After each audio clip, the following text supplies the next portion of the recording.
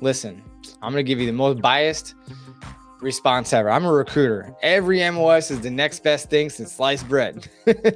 But no, seriously though, if you can see yourself doing it for a few years, then it is a good MOS. Like, I don't know you, so I don't know what your interests are, what your deal breakers are, what you're into, that type of stuff, right? So it boils down to you. If you like it, it is a great MOS. If you don't like it, then don't do it. But I will say this, and this is partly because I'm a recruiter and partly just because I'm a soldier, and this is probably the right thing to say. When choosing an MOS, if you're going guard or reserve, I have two responses for two different scenarios. If you're uber young, no job experience, do not have an established career, then I'm going to recommend that you choose a combat support MOS.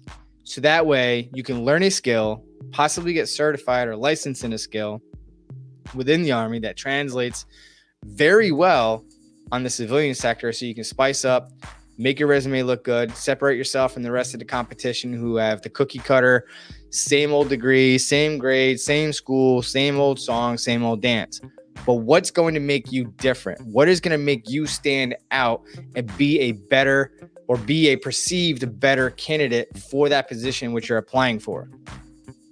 Right? Because as an HR representative or an interviewer interviewing you, if both of you have the same degree, same education, same BS jobs at McDonald's and whatever entry-level positions you worked at as a teenager, cool beans, right?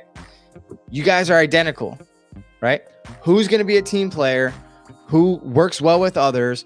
Who has work experience in general, right? So let's say you're in the guard or in the military 3 to 4 years. That's 3 to 4 years of experience and a job skill, hopefully, possibly in the area of interest of what you want to pursue as a civilian. And even if it doesn't, it is still job experience and training that you can put on a resume versus Johnny Snotnose, who's living at home with mom and dad and they're paying the bills and all that good stuff, and they didn't decide to work or anything, so they have no experience. Plus, you have that perception of a soldier being reliable, dependable, hard worker, leadership qualities. You know, right? You're not going to question anything. You're going to do what you're told, right? You're going to be punctual, meaning you're going to show up on time. All these great things. That's what's going to separate you from the rest of the pack. And if you practice these interview questions that you could research anywhere on YouTube, right? Best ways to respond to certain questions. Now, I've been in the Guard for over 21 years. I've been full-time in the Guard since 2002. And I'm waiting to go back to a civilian job, if I even go back to work for somebody else, because I'm probably just going to start my own business when I leave. But I'm waiting to answer that question. Where do you see yourself 5 years from now? Because I'm going to look at them with a straight face and be like, celebrating the 5th year anniversary of you asking me this question. And then just walk out, because I know I'm going to lose the interview from there. But in all seriousness, that's what I feel if you're a younger person. Now, if you're an older person, you have a good paying job, it's a career, and you're successful, then you can choose combat arms or combat support. Combat arms to maybe have fun in the training and whatnot, spice things up, maybe not be so uptight and serious. But you have that flexibility because you're already established. But if you're young, like I was when I got into the Guard as a 19-year-old, right? I mean, I had a lot of work experience because I've been working since I was 14 and got my working papers. So responsibility was my middle name. But most young folks now, they don't really work too much. So that's why I'm an advocate for most of the time going for a combat support MOS. Now, if you're hell-bent on going 11 Bravo, I'm going to give you what you want. That's a you problem, not a me problem if you don't like it. And that's when you're really going to know yourself. And that leads me into a second thing.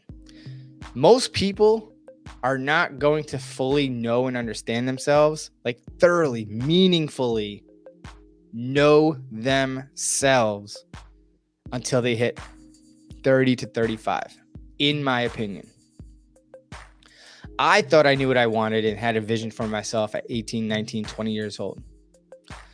And after a decade of being in the military, and I look back, I'm glad that things fell in place the way that they did, and I didn't get the job that I originally wanted because I know myself better now. And